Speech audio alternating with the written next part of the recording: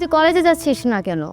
সামনে পরীক্ষা, এখন যদি কলেজে না যাস, সাজেশনগুলো যদি না নেস, নোটগুলো যদি না, কিভাবে পরীক্ষা পাস করবি বল? আরে কলেজে গেলে অনেক সময় নষ্ট হয়, এই জন্য যাই না। আর আমি তো বাসায় পড়ি। আর তুই এটা কাজ করিস, আমাকে নোটগুলো দিয়ে যাস বাসায়, আমি সেখান থেকে কালেক্ট করে নিই। আচ্ছা তাহলে আমার থেকে নোট নিয়ে নিস, আমার কাছে আছে, সবগুলো নোটে আছে। কামল স্যার এখন কি পড়াচ্ছে? এই তো ক্লাসে অনেক নোট দিচ্ছে, সাজেশন দিচ্ছে, তুই তো যাস না, তুই গেলে না তুই বুঝবি।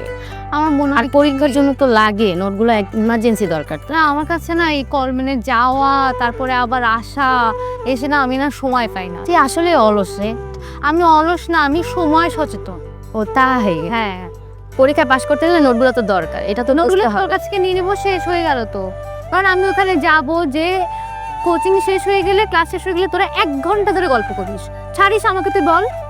এগুলো গল্প আছে, আমার বান্ধবী তো আমি ছাড়বো কি? এই যে এখন তো গল্প করতে নিয়ে আসছি, এটা করলে দে, পড়ার সময় পাচ্ছি, তোর সাথে কথাও হয়ে যাবে। আচ্ছা সমস্যা নাই, প্যারা নিস না, আমার থেকে নোটগুলো তুই নিয়ে নিস। আবার তুই আমাকে বললে দেখিস অলস আমি। অলস তো বলবো, তুই তো কলেজে যাস নি।